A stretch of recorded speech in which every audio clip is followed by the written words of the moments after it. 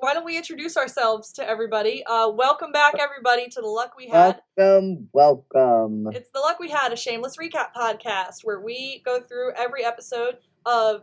Now, this season is season 1 of the Showtime original series, Shameless. And I am your host, Amanda. Sorry.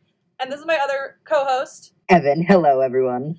And today we have an incredibly special guest with us. She is the co-founder of Invisible Hands, a grocery delivery service for the elderly and immunocompromised in the tri-state area. She's incredible. We're in love with her. She's also a stupid talented actress. Simone Policano, welcome to the pod. Welcome. Thank you for having me. You guys are so nice, and I just want to put you both in my pocket forever. Thank you for having me, you wonderful humans.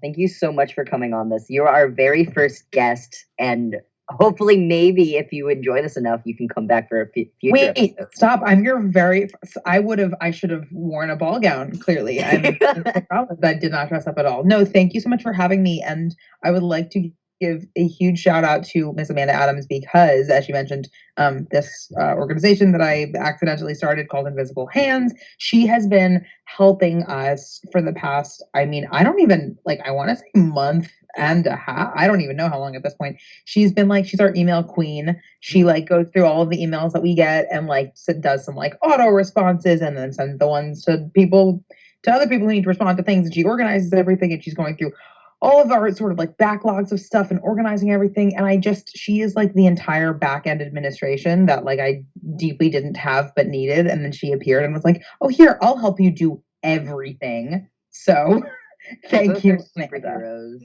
Seriously. I am obsessed with Simone. I'm obsessed with you. I'm your biggest fan, and I'm going to shout about you from the rooftops. I already have My Favorite Murder gave you a shout out, which you deeply, deeply deserved. And I was so very proud of that. That was so crazy. And My Favorite Murder gave us a shout out because Amanda wrote to them and told them about Invisible Hands. And then I listened to the podcast and I said, holy Jesus, they're talking about Invisible Hands on this freaking podcast. So thank you. Anytime. Okay, Evan, do we want to, let's all just talk for a minute. How's everybody been?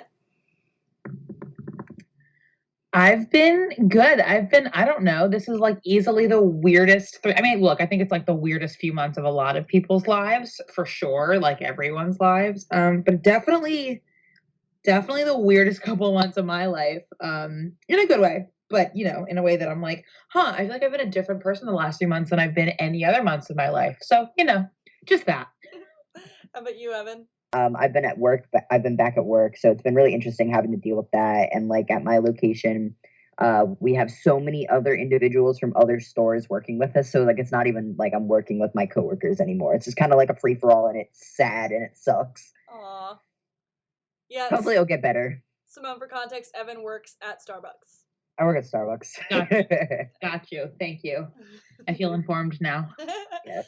You've both been to marches too. I've not been to a march because I'm afraid of the corona.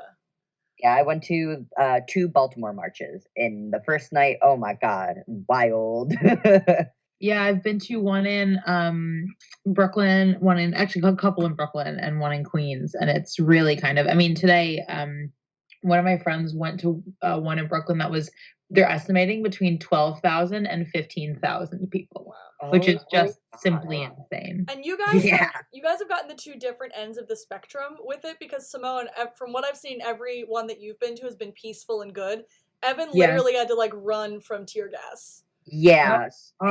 Yeah, mine, for the most part, all of the protesters were very, very peaceful. And if someone tried to start shit, other protesters would go and gang up on that person, because we wanted to keep it as peaceful, because I and a bunch of other individuals were literally in the front line in front of the cops in their riot gear. And in the end of the day, if someone in the back is throwing shit, who's going to get all the repercussions and hurt because of that? All of us in the front. So I had to run a good amount of times. I did get pepper sprayed. It wasn't me who instigated them. It was another individual down the line from me. And I got it because I was in the line. I didn't see anyone hurt, thankfully, which was I was really glad. I did have to patch up this girl who did fall while running, and like she was bleeding everywhere. But I like thankfully I was able to like get band-aids and like patch her up and shit like that. But yeah, like then the next night though was super duper peaceful. Like I didn't see any cops out and about, and it was just such a weird like it was a big 360 from what the first night was to what the second night was. That's crazy. Yeah. But I'm just glad everyone was okay and I didn't see anything too bad go down that night. Yeah, I was like fully in mom mode, like checking your story every 5 seconds. I was like, okay, he's in danger, so I need to keep checking on him. Yeah, I got like my phone ended up dying like 2 hours in, and like once I got like to my friend's car and stuff like that, and I had over 50 DMs from people being like, "Are you okay?" And I was like, "Yes, thank you for looking out for me." Well, But I was like, I gotta do what I gotta do. We gotta check in on you, man. The world is crazy. But yeah, I haven't been to any because frankly the Philly ones that I would have gone to, it was impossible to reach the city from outside of the city because that's where the protests were happening on like 95 and like blocking the way into the city. The first night in Philly was crazy. But Philadelphia took down the statue of this he was either a mayor or a police chief, Frank Rizzo, and my grandfather was a firefighter in Philadelphia and fucking hated that guy. So when that statue came down, I was like, fuck yeah, Pop would have loved this. Oh my god, I love that. It was great. Firefighters, man, they don't fuck around with police. No, they don't. All right, so the world is on fire, but every once in a while, we can take a break for about an hour and talk about some stupid bullshit. You guys want to talk about some stupid bullshit? Talk for about an my hour? favorite stupidest show. Yes. All right, so I would like to say, as the newcomer to this whole wonderful experience, I think that it's so cool that this podcast exists because I think this show is. I mean, because like both of you are awesome humans, but also I think this show maybe it's not even like underrated because like I do think it's appreciated, but I think that I didn't watch it in its like the first one. This was 2011 season 1, and I didn't like watch it as it was first happening. I came to Shameless like a couple of years ago, but like a bit later in the game, and I actually came to it because here's information that deeply nobody asked for. The reason I found out about it was nobody can ever figure out who my celebrity doppelganger is because I don't know that I like have a one that really works, but someone was like, you kind of look like Emmy Rossum. And I was like, I don't know who that is. And then I put my picture through like a celebrity doppelganger thing, and the website was like, you're like this percent Emmy Rossum. And I was like, okay, who the fuck is this? So I Googled her, and then I was like, what is this TV show? And Shameless came up, and I was like, wait, okay, who is she? Let me watch this.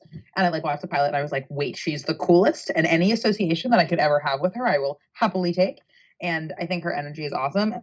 Like beautiful and honest look at like family and poverty and so many. And Amanda's holding up a photograph. Oh my god, Evan, you do really look like her. I don't. Okay, look, I'm like I look white and I am brunette. Like maybe we all look. There's another person that you look like to me. She was on Beetlejuice on Broadway. She played like the Girl Scout or whatever. I think you look like her. It's so funny because a good friend of mine played Lydia, but that's not who you're talking. You're not talking about Sophia Ann Caruso, are you? No. Okay, because I love her, but I was like, I look nothing like Sophia. Although the girl plays the Girl Scout, aren't they like 12?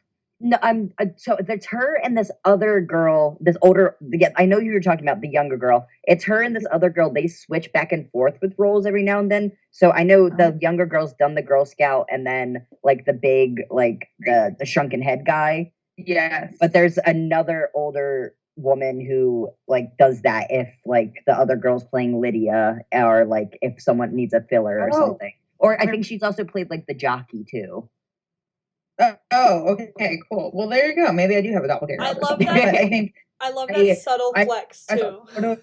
Emmy Rossum, and I was like, I will take it. People give me like her and Allison, sometimes Allison Williams, which is funny because I'm actually friends with Allison, and I'm like, oh, that's hilarious. I also don't Look at you just throwing these names out here. Well, so let me roll back. The reason I brought all this up was, as you were talking about Shameless, and I was like, okay, who is this girl? Let me watch this show. And I think it's amazing. And then, I fell in deep love, as we all do, with Emmy Rossum, as well as Jeremy Allen White, who plays Lip. And that crutch has stayed. That's going nowhere. So I'm actually going to turn this into an hour-long podcast about my crush on Jeremy Allen White.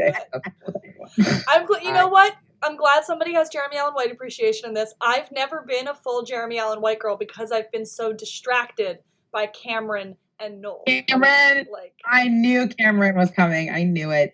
Cameron is a snack and a half. Yes, well done. Cameron is a snack and a half. Noel is a whole fucking meal. Yeah. It's also Ethan, low key.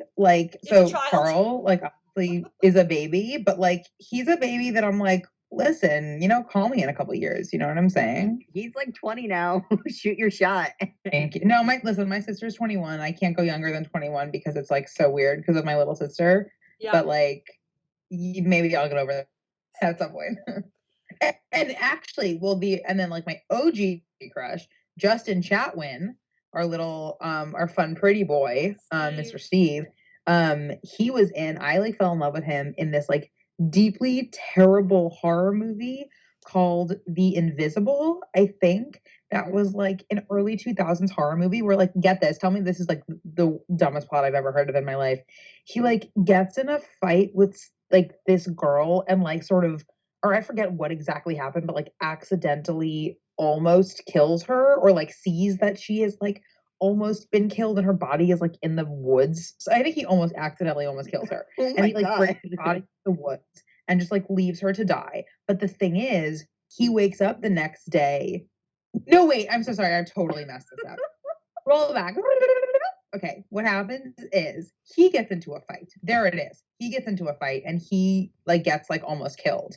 And his body is in this freaking well or something in the woods, almost dying. But he doesn't realize it at first because he wakes up it's a normal day after this fight that he gets into. And he's oh, whoa, guess I got into a bad fight, but just goes back into walking around the world, but nobody can see him.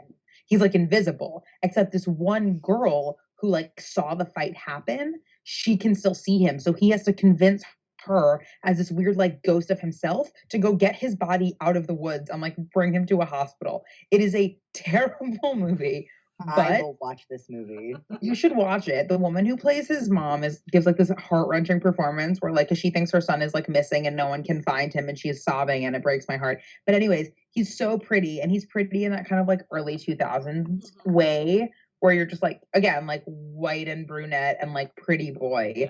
And 12-year-old Simone was please. And then I saw him in this TV show that is Shameless. And I said, oh my God, maybe you actually can sort of act, or are you so pretty? I don't know. I can't tell. And you get to see his ass in the beginning of every episode for 10 years. Yes! Every episode. It's, man.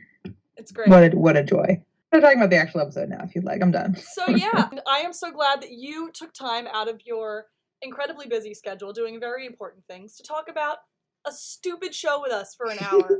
But boy, oh boy, did you come in a great fucking episode. You came at I really did. Right time. I feel very lucky to be here. Me and Amanda have been waiting for this episode. It's a good one. So I actually forgot, because I hadn't watched season 1 in a while. I didn't remember which specifically one this was, and then I pulled up Amanda's notes and I was like, oh, this one. I rewatched it again about an hour ago to give myself a refresher, and I just made the note, I think this is my favorite episode of season 1. There's some great other moments, but there are moments in this episode that I think about every goddamn day.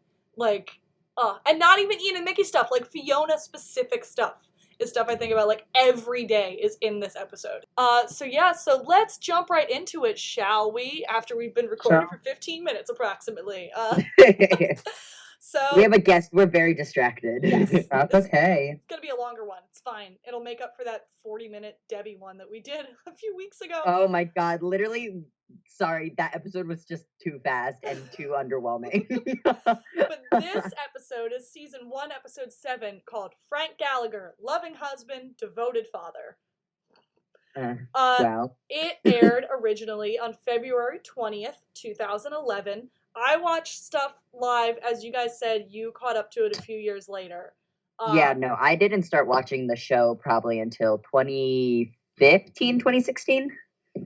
Yeah, that's like kind of my timeline too. Like you and Amanda, you and my friend CJ had a very large influence in me watching Shameless. You guys jumped in Amanda at a was rough like my time, buddy. You guys I jumped in at a loved rough it. time in Shameless's history, but we are sticking with season 1 for now. We're not going to look forward.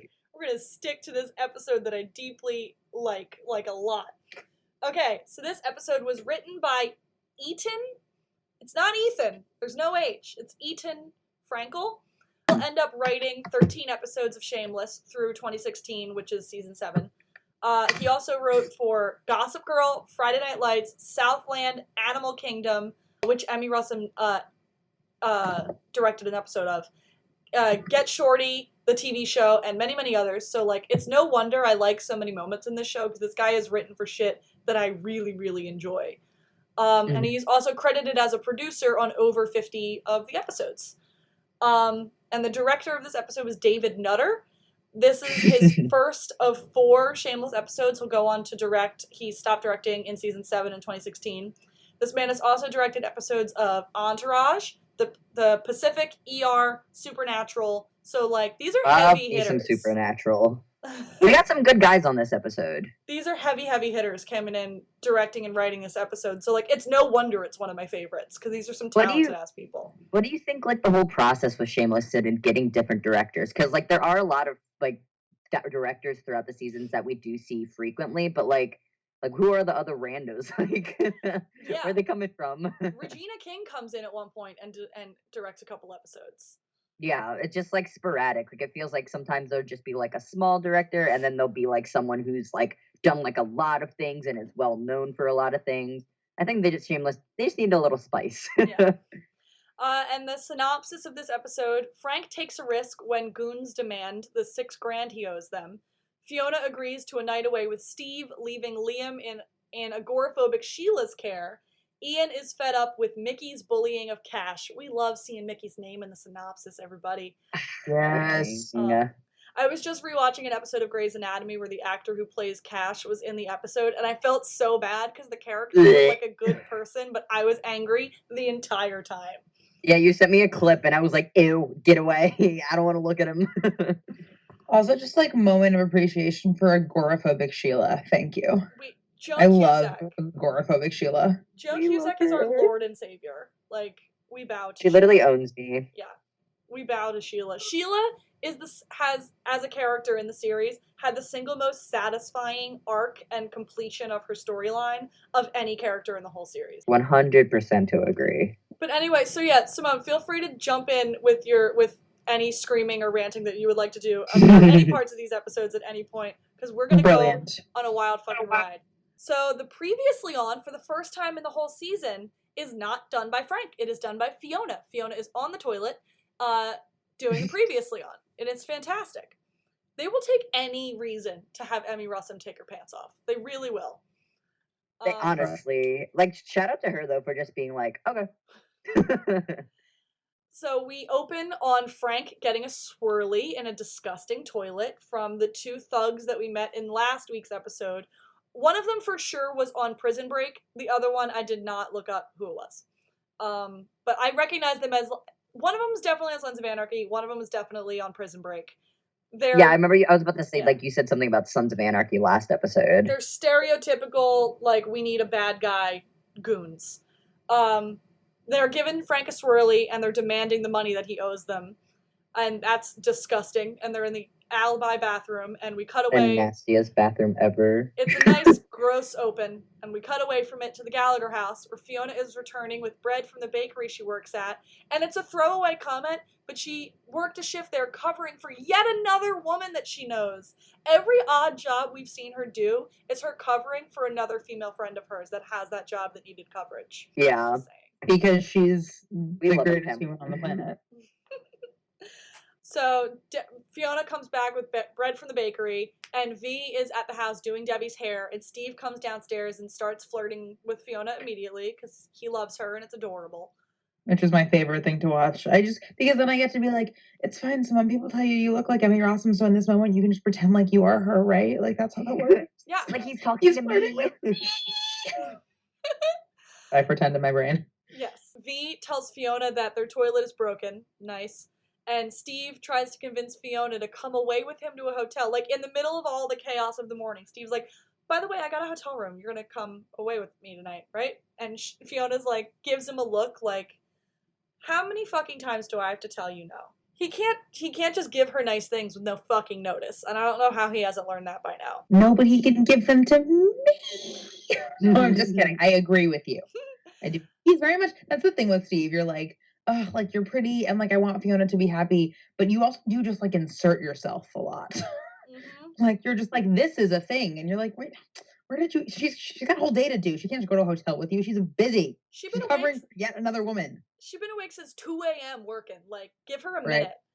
But she opens the knife drawer, sees all the knives are gone, and just immediately shuts it and screams for Carl, because we all know Carl has the fucking knives.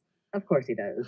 And then we cut to Ian, Mandy, and Lip walking home from school, and Ian and Mandy are super cute, and Lip points out the jacket Ian's wearing. That jacket's so ugly. That jacket is so ugly. I'm sorry. What is it, like a hockey jacket? It's like the Indians too, or literally it's the ugliest jacket I've ever seen. And the fact that Ian was like, I love this jacket. Like, no, shut up. It's so ugly. Right, and he wears it so much. We get strong opinions on the jacket from Evan. I don't know why, but I remember watching They need to do a whole other episode just on the jacket. The jacket's feeling like its own episode. I don't know if it's the fact that Cash bought it for him. I don't know what makes you so mad. It's a little bit of everything. It's too chunky. It's like trying to be a Letterman, but like worse. Like I'm sorry, Ian, honey. Better. But Mandy really likes the jacket, and she says, "Tell Cash I'll take it up the ass if it gets me free stuff." Which, baby girl.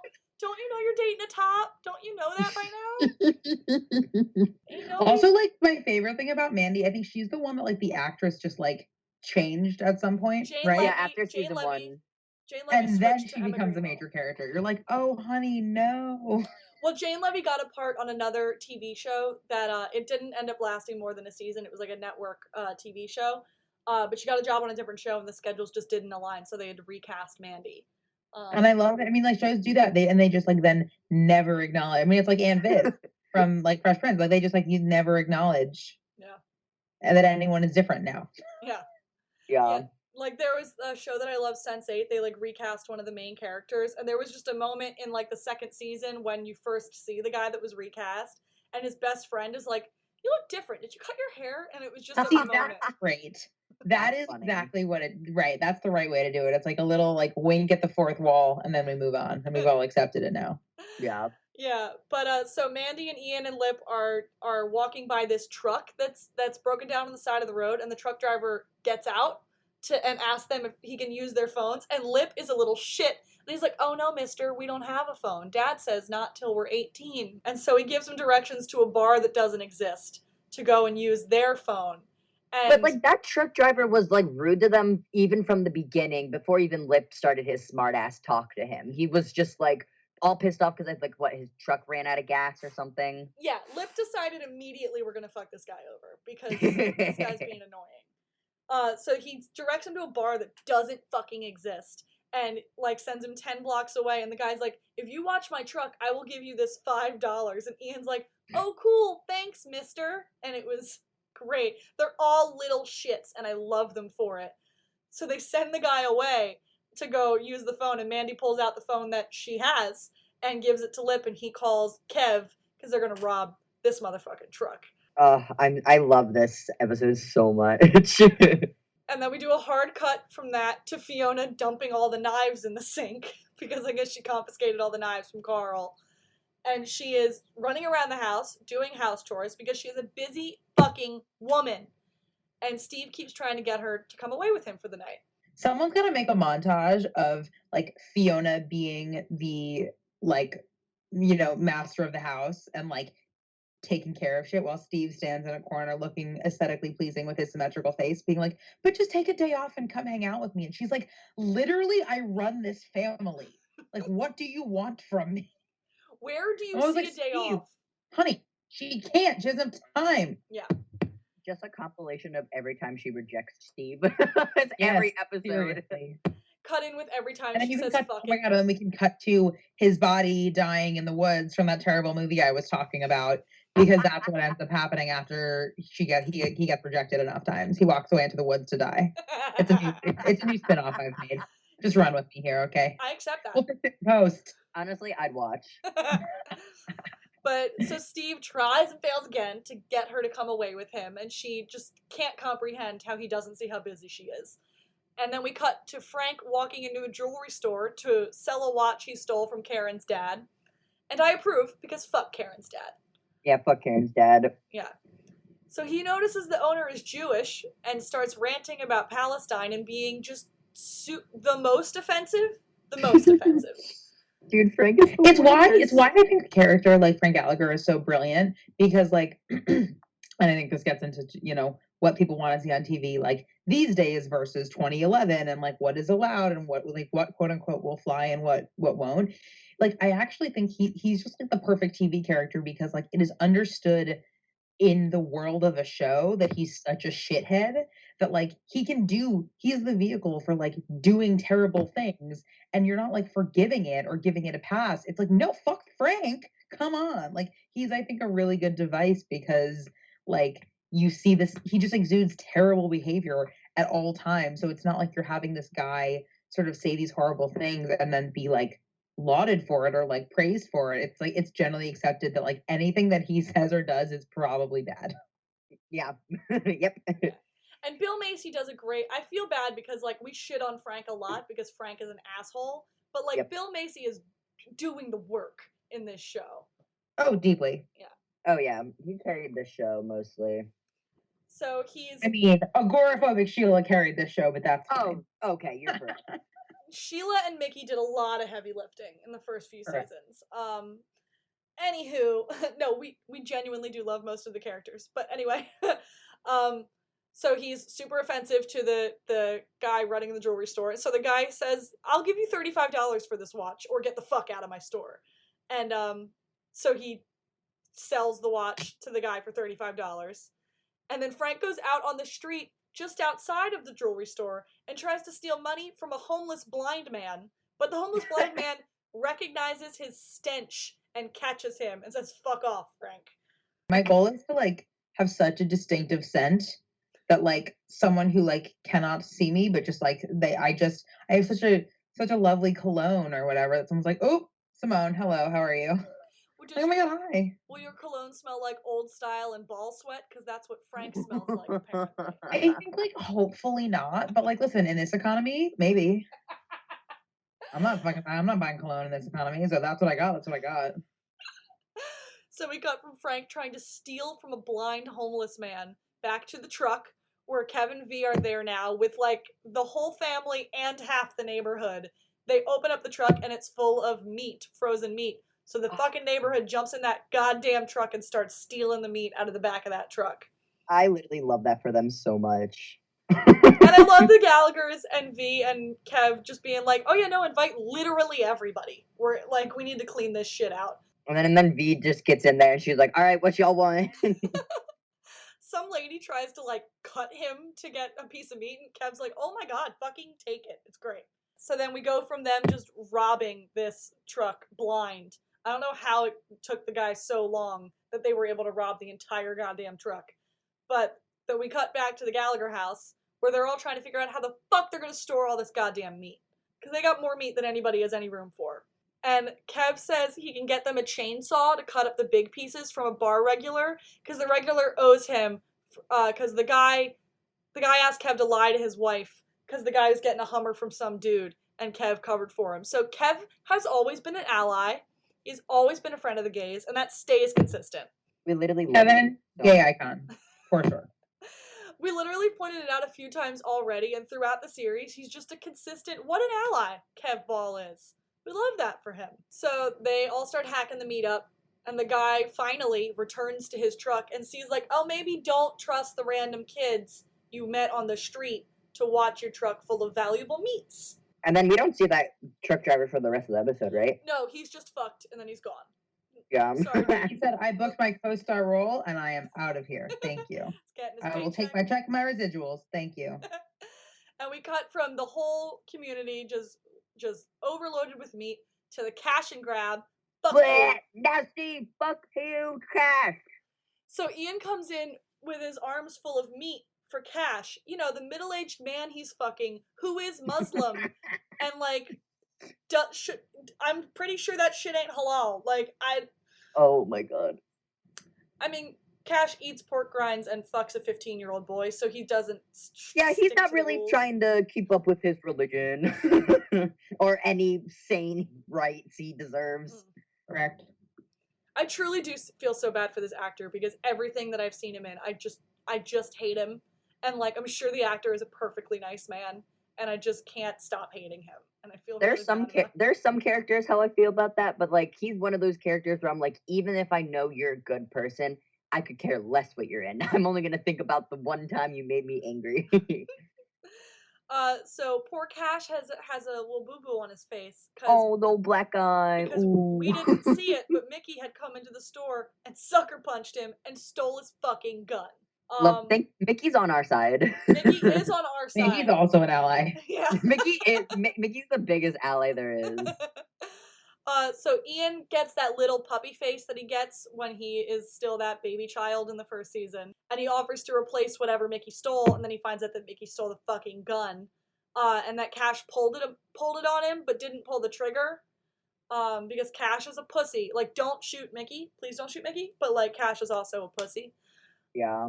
Yeah. And he says, what was I supposed to do? Shoot him over a cup of soup? Let's take that comment and put it in our back pockets for later on in the season. And I really wish we could have seen that scene. Like we saw the Terry flashback a few episodes ago of him grabbing just, like, Cash wrecking Cash. and punching him in the face. I would pay so much money just to see Noel grab that guy and just knock him right in the kisser. It'd be great. It's one of those scenes where like you wonder if they filmed it and then just like didn't like does that exist on the cutting room floor somewhere? Can I like break into the Showtime, collection of deleted scenes or footage or whatever and like put it on the internet or just for us to see? Like, how do I access? That's like so many Mickey related scenes that got left on the fucking cutting room floor that like we know that they're there. Yes.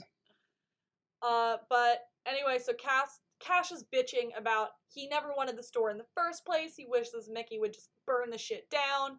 But that conversation gets cut off because everyone in the neighborhood comes in to buy charcoal and barbecue sauce. Because everybody's having a cookout today. This episode should have just been called the meat truck. Yeah. Why does that have to be French? This is the meat truck episode. Or just the meat. That would cover so many aspects of this episode. The meat. Anyway. We go back to the Gallagher house. V has like a whole bunch of newspaper to wrap the meat in, and Fiona is sitting at a table. She's organizing. She's cutting the meat. She's wrapping it up. She's putting it in bags. Steve once again tries to get her to go on vacation with him, and she couldn't say fuck you fast enough because how does he not see how busy she is? And on top of that, Debbie comes in and says the toilet has become the tub. That's not a sentence you ever want to hear. It's so funny.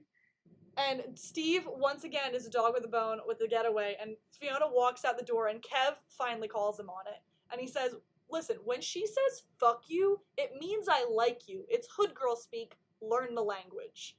Kev tells him to stop treating Fiona like a girl he can charm and whisk away and put his foot down and start telling her what he needs. That's another scene. That Kev moment is like a scene I think about all the time. Kev is the dumbest person alive, but when they give him those one little scenes where he just like spits the best facts, I'm like, I love you. Well, it's why he's so brilliantly written because you don't expect it from him. Mm-hmm. Like, he's not that guy, and then he deeply becomes that guy, and you're like, oh shit, where did that come from? Like all of like Kevin V's like deep moments, those get me, and I'm like, Kev is such a good guy. Yes. Like, they can pull off, like, an S&M sex scene, no problem. But, like, they also get, like, some lovely, lovely little touching moments. Like, Tomorrow Babies or Tomorrow People? I love that. I love that. He's such a sweet man. I love him. But anyway, we cut from, like, a lovely Kev moment to the Milkovich house.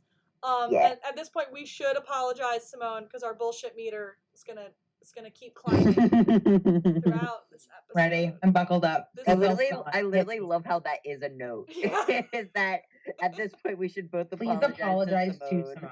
Okay, apology accepted. Simone, Please I proceed with your bullshit. apologize. I know us. I know that this is our base level bullshit meter. It's going to climb because we've just talked about Mickey so far. We haven't even seen him yet, but like it's gonna get nuts. It's great.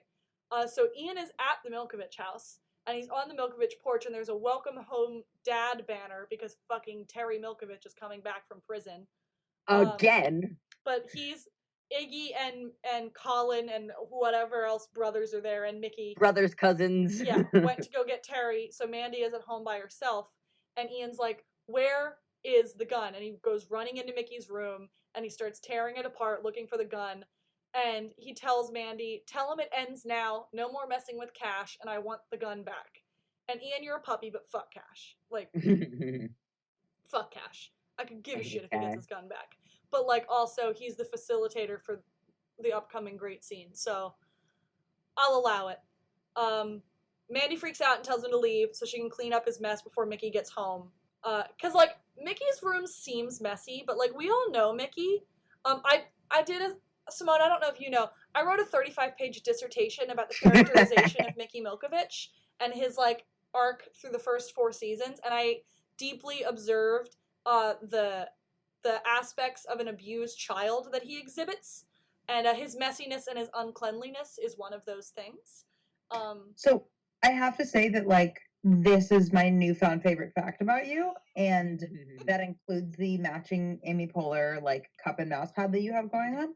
I did not know that, and that's incredible. So thank you for sharing that with me. I appreciate it. And also, you can send it to me right now. Thank you. She sent it to me like a couple years ago, and oh my god, it is such a good read. If it's not in my inbox in the next half hour, are we even friends? Okay. Continue. It's called Mickey Milkovich Dissecting the Uncommon Thug, and it was supposed to be a 10-page paper analyzing just a part of a show for a class, for a theorizing media class, and it started at 40 pages, and I cut it down to 35 and turned it in. And my teacher, I had him again the next year, and we had to do a final either like just project or paper, and I asked him if he wanted a paper, and he basically said, I never want to see a paper from you again. That's brilliant. God bless you, Harry Haynes. It was great. I will be sending that to you. It's my favorite. It's my favorite thing I ever did in college. And I made movies. So, except for Wet World. Wet World is in a league of its own. Thank you. Yeah. Evan, Simone is a star of a short film called Wet World that I will one day convince the director, my friend Tom, to release unto the world because it is. I want to see it. It's amazing. Simone plays it's the in lead. the water park. It's great. It's very exciting. It's fantastic. If you've never had an indoor water park all to yourself, then I don't know what to tell you. How do you even live? Yeah, it's a wild experience. Oh, Sahara Sam's. Anyway, back to Shameless. So Mandy kicks Ian out of the Milkovich house, and we're back to Frank. He's holding up an old woman at an ATM, and once again, this person recognizes him, tells him to fuck off, and leaves. Because he threatens her with, he says, is a gun. And she's like, yeah, that's your hand. Go home and jack off. Fuck you, Frank. We love this. We love just people on the street knowing. It's just generally accepted and understood that Frank is a piece of shit. Yeah. Everybody knows. Nobody's putting up with him. A few episodes he got kicked out of a homeless shelter. How do you even do that? And then... So you have to actively be the worst. Yeah. So we hard cut to the Gallagher house of Fiona screaming, you left Liam where? And we found out Steve left Liam with Sheila for the night, which is a very smart decision. Sheila bakes all day and stays inside and is the most competent and safe person to leave a child with. It was a great decision on Steve's part. I fully agree with him. We cut away to seeing him drop Liam off, and Sheila is over the moon, thrilled. She's so excited. I can keep him in my room until Karen goes to college level, thrilled to have a baby in the house. Excited Joan Cusack is like my favorite just general state of being. Like she's just brilliant. And she puts on oven mitts before she grabs him because she's OCD, but it's still really fucking cute and I can't take it. Like, it's so good. Throughout this whole episode, every time we cut back to Sheila babysitting Liam, my heart exploded. It was so good. Yeah, it's too cute. It's like when you bite into a fruit that's like too sweet and it makes your teeth hurt. Like that's how I feel emotionally. And we cut from that amazing sweetness back to Fiona. She's furious. She's arranging meats in the freezer and yelling at Steve and telling Debbie to go get Liam from Sheila's house. And Steve tells Debbie, no, the kids can absolutely survive a night without Fiona in the house. And all I the have to kids, say, I think her semi-permanent state of being, her state of being in this season is arranging meats in the fridge and yelling at Steve. I think that is like truly Fiona Gallagher like state of being. yes, in like the same 3 t-shirts throughout the whole series. No bra, never a Correct. bra, never once a bra. Correct. Steve and Fiona still keep fighting, and they finally go into the house, and Steve says to Fiona, you know when a plane's going down and they tell you to put down your mask before helping anybody else? Put your mask on, Fiona. And he storms out of the house, and she yells after him that she's never been on a plane. And it's adorable. Thank you. And you said that is classism, Steve. Absolutely, totally classism. But like it was also her like throwaway, like she has nothing else to add to this fight. Just I've never been on a plane. Fuck you. Get out of my house kind of moment. Well, but it also kind of says it all. It's in this beautiful, like I think it's actually incredibly poignant because I think it's like, fuck you, I've never been on a plane. But also we come from 2 different worlds and you don't understand that I can't just like be on a little getaway vacation with you for the night because I have to run my family because we don't have money because I've never been on a plane. So like screw you, pretty boy. That was the translation that absolutely. I agree. Like I love Steve so much, and like I know how like his way of relaxation is like spending a lot of money, and that's not Fiona's cup of tea. But like he tries so hard. Oh no, he is the most like sweet, well-meaning white man that has ever been. So Lip comes and in the back. We love a sweet, well-meaning white man. Yes, and speaking of a sweet, well-meaning white man, Lip comes in the back door and gives Fiona a very like mixed expression of like they don't say a word, but you can sort of see on his face that he's like trying to convince her to go. Like, bitch, you need a break. That was what I got from his face. Bitch, you need a break. Yes, get this girl a nap. So she goes into the other room and she starts to clean up, and she turns around and somebody's pushing a whole bunch of mail through their mail slot. And she opens the door and we meet Kermit, who I love deeply. He's an alibi barfly. He's just like a background character, but I love Kermit. He's an acquaintance of Frank's. And Kermit is here to drop off a trash bag full of Frank's mail because Kermit's new girlfriend is making him clear Frank's shit out of his house, and apparently Kermit has been keeping all of Frank's mail. And we go through it all, and we discover so funny. Fiona is dumbfounded, and she looks through all this mail, and she realizes these are all credit card bills, because Frank has been running up credit card debt all around the city under all of the kids' names, because he's still a piece of garbage. Right, like fuck up your own life is one thing, but fucking up all of your children's lives at the same time really takes skill. It's almost impressive. And we cut from all of like a montage of Frank spending money and Fiona looking through the credit cards and finding out you can charge cocaine to a credit card, apparently. And we're over at the alibi. Everyone in the neighborhood is doing a buffet of meat on the pool table.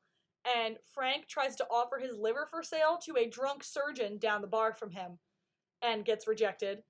And we get a few more choice great lines from lesbian flannel bartender. I'm sure they gave her a name at some point. I don't remember it, and I'm not looking it up. So Fiona barges in and says exactly what you just said, Simone. She dumps all the credit cards, and she's like, you're fucking up your life, and now you're fucking up their lives. Do you know how much debt your kids are in? But then Frank says $7,500, which, like, isn't that much. Like, that's not that much debt. No, but it's more debt than, like, a 6-year-old should have, maybe. Yeah, no, for sure. But, like, the way, like, trash bags full of bills makes you think he's racking up hundreds of thousands. $7,500. That's true. It's not too much. It's not that bad. He's a shitty person. But Frank goes on a rant about the government, as he does. And, well, like you said, he's the perfect example of the shittiest person you can imagine on this show. And we all just get to see that on these random right-wing rants he goes on every once in a while. And Fiona tells him to never ever use the kids' names again, which, good on you, Fiona. And then over back to the cash and grab. And I'm only not gonna barf, because we have Linda absolutely roasting the ever-loving shit out of Cash in this scene. And it's amazing. for letting Mickey take the gun from him. She's like, how can a man who has fathered 2 children have no balls? We love you. I love her so much. We love Linda Carib so much. Someone needed to say it. Yeah. And the only thing I'm going to fight her on is encouraging Cash shooting Mickey, because, like, let's leave Mickey alone. But Ian comes in while Linda is roasting the shit out of her husband, and she kind of accuses Ian of stealing from them because of the new jacket. And she asks if anything is going on behind her back, and there's a very tense amount of eye contact between Ian and Cash. But she just tells him there's security cameras, and guess her pedophile husband needs to be more careful fucking the 15-year-old in the store. And, like, once again, Evan and I have discussed this in previous episodes. This show keeps trying to paint Linda like she's the bad guy in the situation. Yeah, it's very overwhelming the way they try to paint her, because, like, they try to, like, make us feel bad for Cash. And I'm like, I don't feel nothing for that man. No, Cash is a rapist and a horrible human, and yeah. And, like, they keep, every time we see Linda, she's angry and screaming, which, like, bitch, she should be. Her husband is running their business into the ground. And she doesn't know it. And cheating on her with a child. Exactly. I would be a little angry as well. Yeah. And, like, at this point, she knows it's happening, too, which is, like, even more overwhelming. She doesn't know yet. Wait, she doesn't know yet? She doesn't know yet, no. And this scene, she does not know yet. Okay. Spoiler alert for the end of the episode. Sorry about it. Sorry, oops. But without even knowing that her husband is cheating on her with a child, she's just trying to get their fucking lives together, and he just keeps dropping the goddamn ball. And I'm on Linda's side all the time, every time. I love her. So then we cut back to Sheila's house. She's having the time of her life. She's dressing Liam up in Karen's clothes. She's playing with Karen's old baby stuff. And she's looking through all of the shit, and it's very cute. And she finds a picture of her and young Karen in the outdoors at a picnic. And just the look on Joan's face, she gets very, very sad for a moment. And it's really touching. And you can see something's processing in her head. And then we go back to the Gallagher house. V tells Fiona that she and Kev are petitioning to get a foster kid, which I fully forget about every single time I rewatch the show. I know. Like, re-surprise. Yeah. You're like, oh, that. I fully forget about it. Such a good part of that series, but, like, just totally forgotten. Like, the actress who ends up playing their foster kid, I remember seeing her in another show and being like, oh, I think she was on Shameless. Is that Karen? And then I look her up, I'm like, oh, right, it's the foster kid. Every time. She's so forgettable, and I feel bad about it, but... So they have a best friend, V and Fiona have a best friend bitch session, where V tells Fiona that Fiona is being irrational, and just go to the hotel, and fuck with the curtains open. And, like, unwind and lose your shit. Everything's gonna be fine. And Fiona cannot take that and just, like, leaves the room. And then, meanwhile, at Sheila's, she takes her gloves off to touch Liam. It is really cute. Oh, this moment is so pure. This moment is so pure. She just touches his little baby. You know, he's got that soft, little fat baby cheek. Yes. The way she caresses him. It's so cute. It is so unbearably cute. Oh, but you know what's not cute? Frank. We cut to Frank. He's joining a bum fights video to make some money. And he talks to a guy who apparently was presumed dead because when he went out on a smoothie run, his office building got hit by a Cessna, and he's presumed dead. So he basically tells Frank, be presumed dead, start your life over. And but, like, I guess it puts a nugget of an idea in Frank's head. Cut back to Sheila's house. She's getting Liam's clothes out of the dryer, and it's very cute. And she turns around, and Liam is not there. Liam has Boy's just gone. Liam has wandered outside to the front yard. It's the moment we all knew was coming, but we're all terrified for. Yeah. And, like, he's fine. He's fully encased in the front yard. Like, he's not going anywhere. But Sheila walks outside, and we see that montage of every scary thing that could happen in the outdoors is happening to her all at once. And she's terrified, and she cannot breach to the outside, and she ends up locking herself back inside and having a panic attack. And it's really upsetting, and I love Sheila. And we cut away from that to Fiona and Steve. They're at the hotel. Fiona looks so hot. She looks so good. So hot? Like she does when she straightens her hair and wears those dangly gold earrings. Like, fuck. She's so hot. And I think she thought this whole time that Steve got them a suite. No, of course he did not. He is swindling a suite from a buddy of his It's the honeymoon suite at this hotel, and it's very fancy. One of the things I love about the scene is that like the doorman or like the little guy who works at the hotel with him, like the guy with the black curly hair, he is actually friends with Keith Haselberger from the Try Guys, and him and Keith and his other buddy are all in some like singing a cappella group together. I just thought it was funny. I was like, I know him from the Try Guy videos. But so yeah, they scam their way into the honeymoon suite because apparently the bride saw the husband on To Catch a Predator. Whoops. Oops. And we cut back to Sheila. Sheila's terrified. She can't go outside. Like, we just go flashback to Sheila. She cannot go outside to find Liam. And she has a panic attack. And then we're back to the hotel. This is the scene that I think about all the time. Fiona's like upstairs and they're looking at the hotel room and she asks if they can get a burger because like the hotel probably gave them something like expensive and hard to pronounce. And she sees it's just like a cheesesteak and she sits down and goes, I think I just came. Like, I think about that moment all the time. It's a great moment. But my favorite moment in this episode and potentially the series is what happens right afterwards. When she I need you to say your next note because it's my favorite part of the show. We're back at Sheila's. She's got a plan. She is tethering herself to the house and she is getting Liam from that yard. She tethers herself to her house so that she get you a man who. That's all I'm gonna say. That's my entire thought on that. Man, Sheila's the superior boyfriend. Oh my god. She ties sheets together to make a tether for herself, tying herself to her banister and around her waist so she can run outside and get her boy and run back inside. It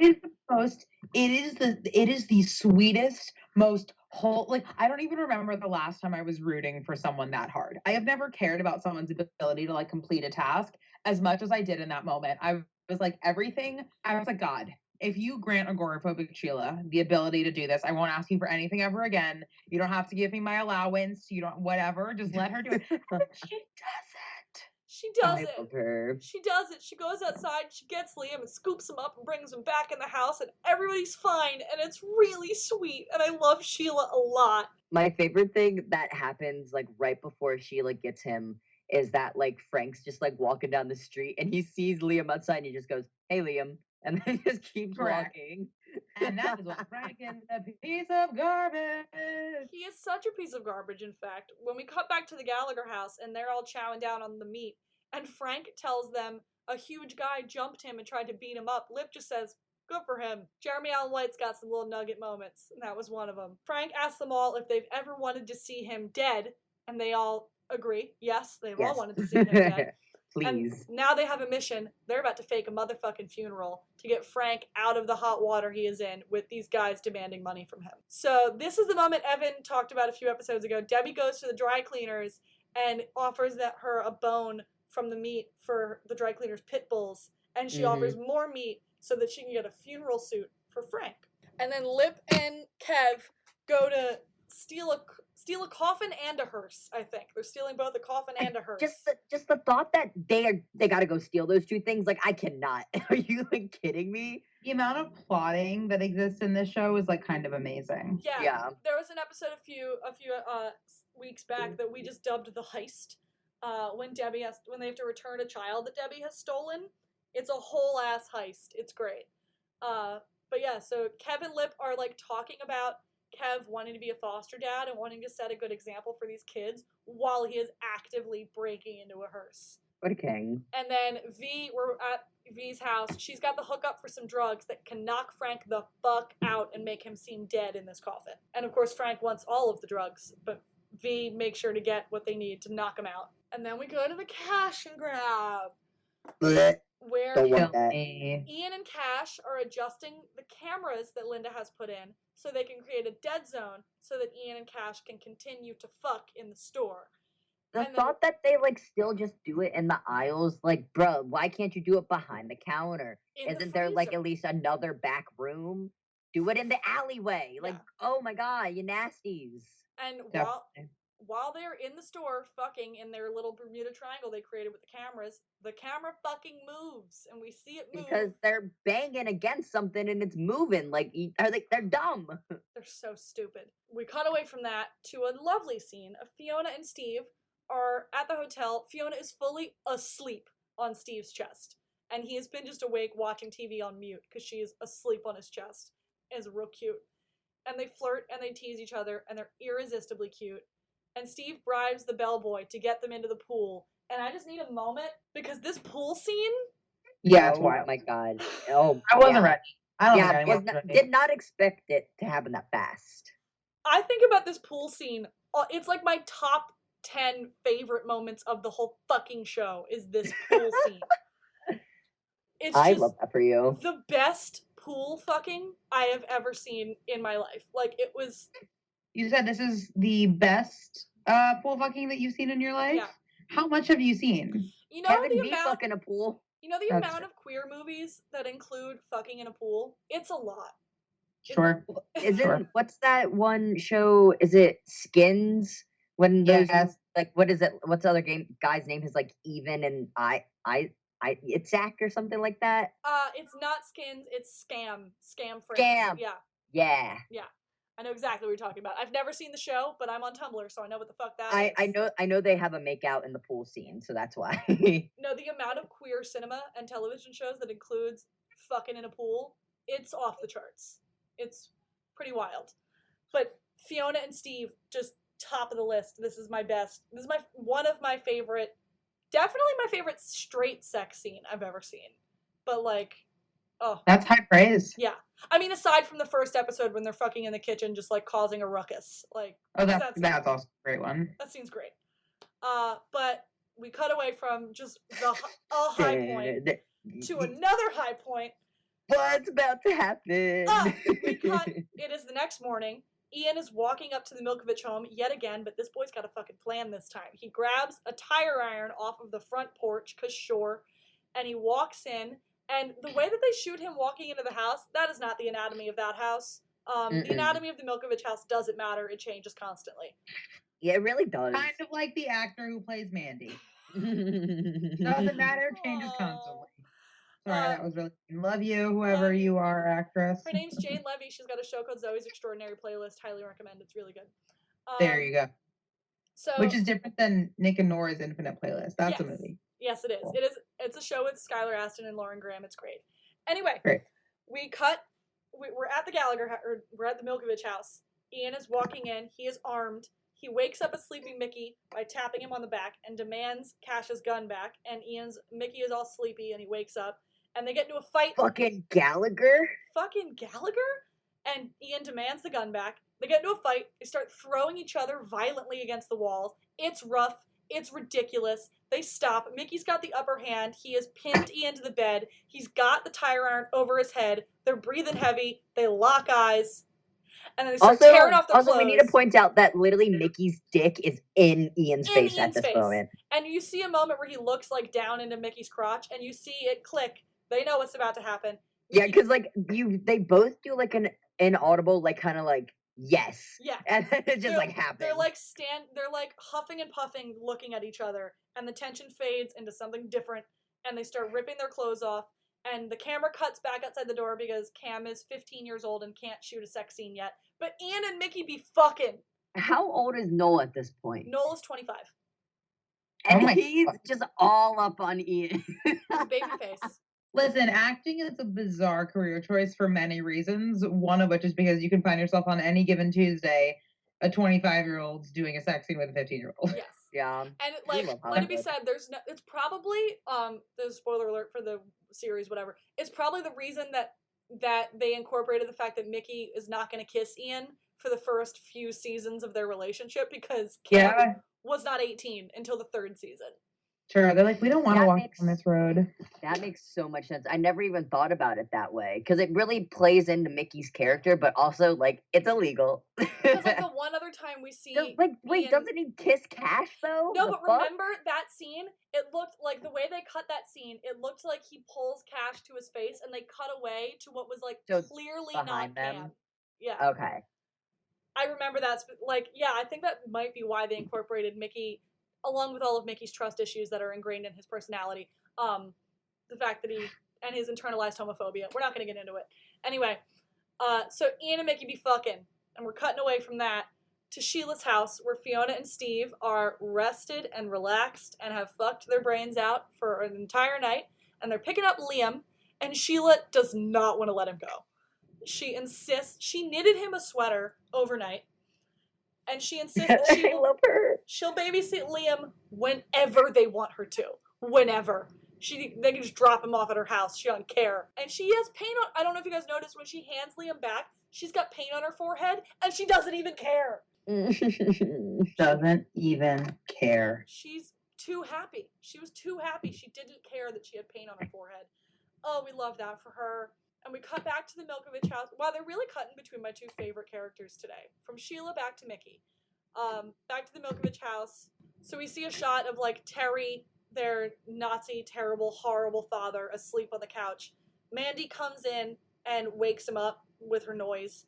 And she says she's making breakfast. And we see him get up and wander into Mickey's room to use the bathroom. And then come out. And Ian and Mickey are frozen, fully naked under the covers. And Mickey's got a fight or flight response in his hands. Terry stops and looks back at them and tells them to put clothes on because they look like a couple of, not saying that. And, like, he leaves the room and you see them visibly deflate, and, like, Mickey's, like, eyes are up at the ceiling. And it's a really beautiful moment. A very complicated, beautiful moment. Yeah. So we cut from that, like, tense, heavy moment back over to the alibi. The thugs are coming in. They're looking for Frank. And Kev tells them that Frank OD'd and died last night. And they ask where Frank is. And Kev says, my heart says up there, but my gut thinks, and he points down. Because Kev's acting has improved from the last time he was told to do a setup to now. He's very convincing. Kev has done a lot of lying for this family. Yeah. But, like, this time it's very convincing. He's like, Frank's dead. Go see for yourselves. And before we cut back to the thugs going to the Gallagher house, we're back in Mickey's room. Ian's getting dressed, and we see Mickey throw the gun, Cash's gun, onto the bed. Ian recognizes the gesture, goes in for a kiss, and we get the iconic line, "Kiss me, and I'll cut your fucking tongue out." Yeah, a thing I noticed on Mickey's wall, this is a side note, he's got a catcher's mask hanging on his bedroom wall, the production design signaling to us that Mickey is, yes, a bottom. Yes, he is. Yes, he is. We don't do it. Ian is a pitcher. Before we even get confirmation that Ian is a top, we know Mickey is a bottom. We love that for him. We cut from that. Steve and Fiona are walking up to the house with Liam, and they see a hearse outside of the Gallagher house, and Fiona rightfully is like, I was gone for one fucking night. And they go in to see everyone setting up Frank's funeral, and Debbie throws in the eternal question, anybody seen Ian? Great question. Who knows? Great question. Can we ask that a little bit more in this series? Has anybody seen Ian? Can you tell? He's doing his own thing. That gets me fucking heated. Where's the Ian spinoff? Truly, give us an Ian and Mickey spinoff. Give me the private practice for Ian. You know Cameron and Noel would be so down to do that. 100%.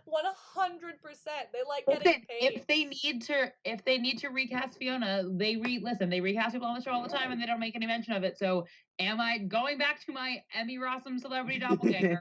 Fine, I will do it. Yes. Twist my arm. We support this decision. Obviously. Twist my goddamn arm.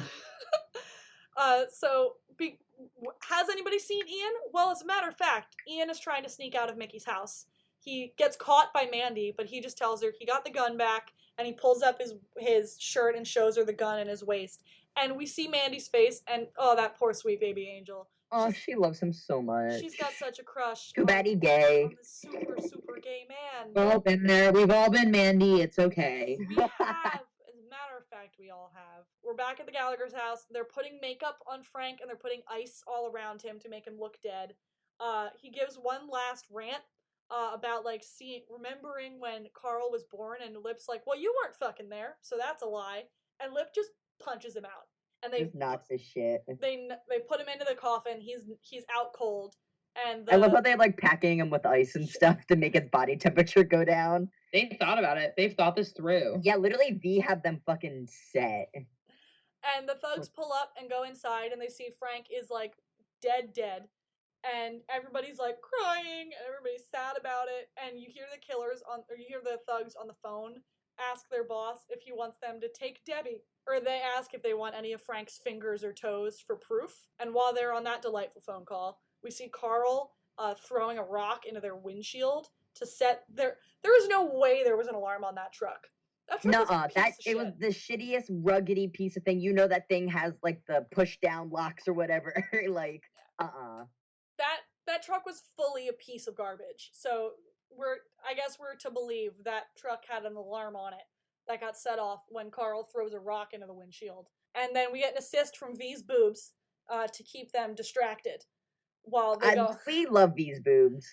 The thugs go outside because they said they're not leaving until Frank is in the ground. So they have to distract the guys outside while they switch Frank out for all of the rotted meat from the trash can. Call back to meat truck. We love a callback. And they load it all into the coffin. The guys help carry the coffin out to the hearse. And while they're all driving away, we cut back and see Frank's limp body just fall out of the closet. And then from that delightful scene of Frank's funeral, we are back at the cash and grab, where Linda shows Cash the accidental sex tape he made with a child. Bruh. The fact that like she just was like going through the tapes too, probably to see if Mickey came back. Yeah. Nope. As a matter of fact, it is your husband getting cornholed by Billy Elliot. Horrible. Which is the best. It is the best line. I love that line. And she goes, must be big, judging by the grimace on your face. So this is the first undeniable proof that Ian is a top, that we get like canonly in the series. We've been saying it the whole time, but Billy Elliot cornholing the father of my children. It's so funny. I love that for her. They start fighting, and Ian comes in to return the gun. Linda rounds the cash register and punches Ian in the face, which, like, fair. Ian fucked her husband. Yeah, you can hit him.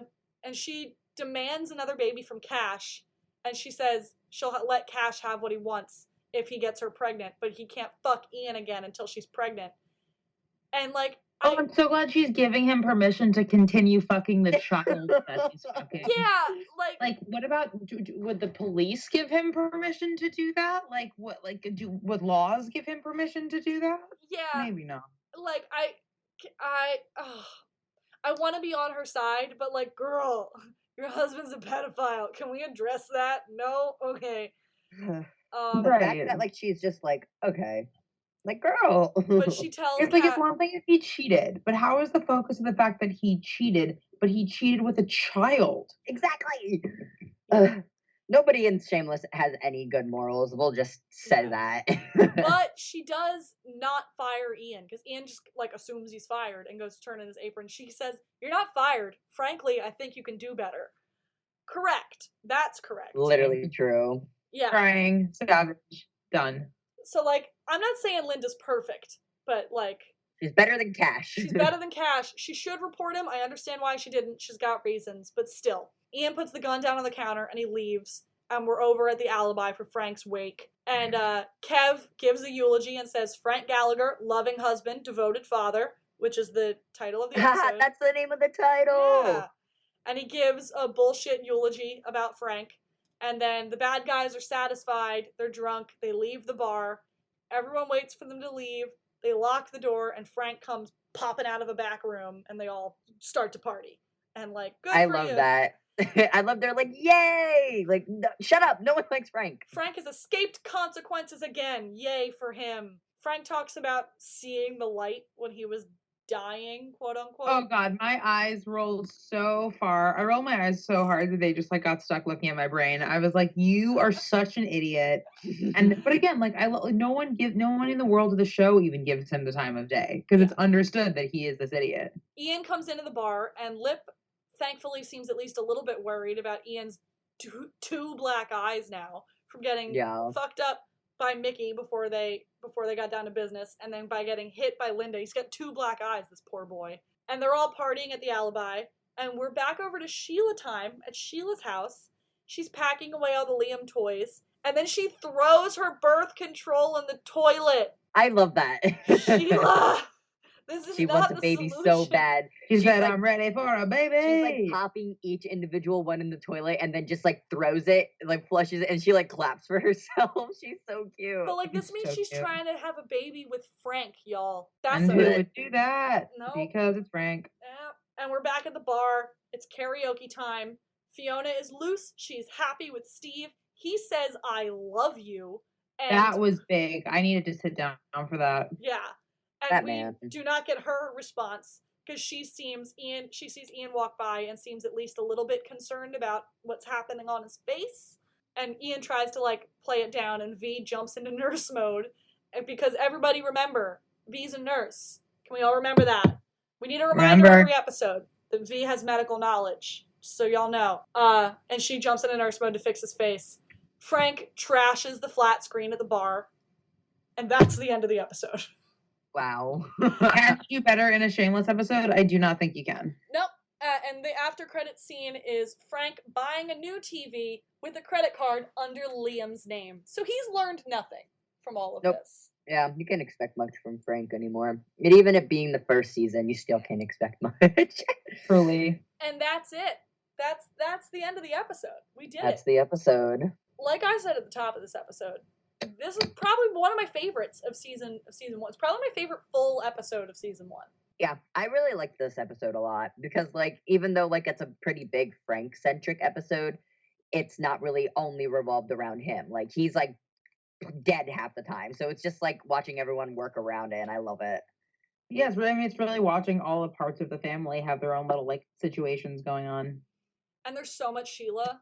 Oh, there's so much. So much Sheila. So much Sheila. And Fiona getting to relax. Like, her manic, crazy energy in the top, like, that's a mood.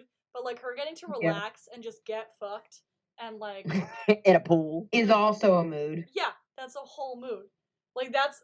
Her beginning is, like, what life is like, and the middle of the episode is, like, this is what life could be like if, like, the world wasn't a piece of shit. I have deep love in my heart for this episode. We all know that. We all know from the thumbnail to this series of podcasts to everything that comes out of Evan and I's mouth. Yeah. This was going to be a big episode for us no matter what. The fact that we had this episode just jumpstarts everything else, and I'm ready. I'm so honored to have like been a part of this experience. This is like a very big deal for me. I know, you came in at such an important episode. I'm so glad you did. I'm like so happy. We're fucking What were the honored to chances have of you. that? Evan, I like recorded the moment when I told you that Simone was going to be our guest, and I sent it to her. And I was like, I just want you to know that we're both immediately obsessed with you.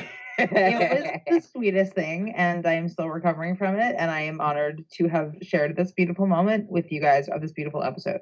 I'm so excited. You're a fantastic person, of course. Thank you. Oh my god, so are you guys. Aww. When can I get back? Right now. We're in such a big love fest. Next Simone, episode. we will literally have you back whenever the fuck you want. Like, whenever. Please. Like, you can call me up the day before and be like, can I be on this week's episode? And I'll be like, yes, you absolutely can. We love you. Don't tempt me. Girl, don't tempt me. It is an open invitation. We would love to have you back literally whenever. And like I said, like we said earlier, that you didn't watch it from the beginning. You haven't like maybe rewatched it as many times as Evan and I have. And I love that perspective because Evan and I are so deep into this show. Right. That it's so nice to have people from... Well, listen, I'm actually ultimately probably going to be deeper into the show when we make the Ian spinoff and I'm Fiona. But like until then, yes. I hear you. I deeply hear you. I fully support that. Just an Ian and Mickey spinoff where Ian's like, Fiona, did you like change your hair? And it's you being like, yeah. Mm-hmm. Yep. Yeah, and that's it. Yeah. Got a cut. Got a few more freckles. Everything's fine. Everything's all good. Curlier hair. Same girl. Whatever. Yeah, for sure. Yeah. But yeah, it was so lovely to have you. Thank you. Did you have? Thank you so much for having me. I need to like. I want to go watch episode 8 now. I want to just like go get this groove. Yes, like I have said before in this series, I've watched religiously seasons 1 through 5 like many times. I have not seen a single episode of seasons 6 through 9 at all, except for the ones that Mickey briefly appeared in. And then I rewatched. You stopped watching? I stopped watching because, like, spoiler alert for anybody who isn't up there, Mickey gets written out in the end of season 5 because they didn't want to pay Noel what he was worth. So Mickey gets written out except for a few key episodes in season 6, 7, and 9. So like I just stopped watching. Because my favorite character Listen, was gone. if you're right, it is your God-given constitutional right. And then in season 9, Emmy left, and then Cam left, and the writers went, fuck. And yeah, they were like, uh-oh. They begged Cam to come back, and he said only with Noel. And now Cam and Noel is now a series regular, just like everybody else, and he's in the title sequence, and we love him. And he's going to be a series regular for season 11, and I'm really excited. Yes. Amazing. If they ever get to film it, because apparently if you start filming too soon, they're going to have to cut any and all, like, kissing, sex, touching scenes out of anything because of the corona. Or they could just wait a year and film it later, which would be Do you remember that whole thing that came out that said that they're going to talk about, like, they're going to incorporate COVID? Like, we don't want that. Only if it kills Frank. I do not want I don't want there to be one season of every TV show in which there's we're in a pandemic. Yeah. Great. Yeah. I think they're just gonna do it to kill Frank off, honestly, if they were. But, like, I don't care. I don't even care if Frank dies or not. I just don't want to deal with COVID. And we're already going through it right now. I don't want to watch my favorite characters go through into our escapism, please. Thank you. If they do it to kill either Terry or Frank, that'll be fine. But other than that, yeah, I agree. I don't want any, like, I think every show had a knee-jerk, we have to do a COVID thing reaction, but, like, maybe don't. Just don't and see how that goes. Well, listen, whatever ends up happening, I will be back. You can't stop me from returning, and we will talk more Shameless, and I'm thrilled and excited about it already. Yay! And before we send you off into the world, can you plug thyself? Can you let people know where they can find you and your incredible work? Can I plug myself? Sure. Well, that sentence can be taken in many different ways. I certainly can. Yes. So I guess all of my stuff lives on the internet at SimonePolicano.com.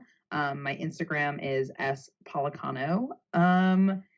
And if if you need a delivery of groceries or supplies during this scary, scary time, you can go to invisiblehandsdeliver.org and we will help you out with a delivery. So that's my personal plug. That's my work plug. That is all of the things. And one of these days when the entertainment industry decides to exist again, I'll have more actor things to plug. Yes. When I decide to wake up. And Evan, you want to plug all of your thingies? My thingies, sure. You guys can follow me on Instagram. I promise my username is a joke. My username is IWannaDie4000. You can find me on Instagram, and you can also find me on TikTok. And where can we find you, Amanda? You can find me on Twitter at abnormalamanda. As pointed out in that episode of My Favorite Murder, Karen Kilgariff thinks that username is hilarious. Abnormalamanda on Instagram, on Twitter. And you can follow the show on Luck We Had Pod on Instagram, Luck We Had Pod on Twitter. You can email our Gmail at luckwehadpod@gmail.com. And you can listen to us on SoundCloud, Spotify, and Stitcher, all the S-Word podcast hosting platforms. That is where you can listen to the show, which I don't know how you're hearing this if you didn't know that. We do have a website with all of that information, has all of our links and where you can listen, our emails, and you can find that at the luckwehad.carrd.co. So card with 2 R's. The link to that is also in our Instagram and our Twitter bios. So we made it very easy for you to find us. And that's it, everybody. That's the episode. Thank you for listening. And Simone, thank you so much for joining us. Thank you guys. Wonderful, and I will be back. Yay! Yes. All right, everybody. Bye. Goodbye. Bye.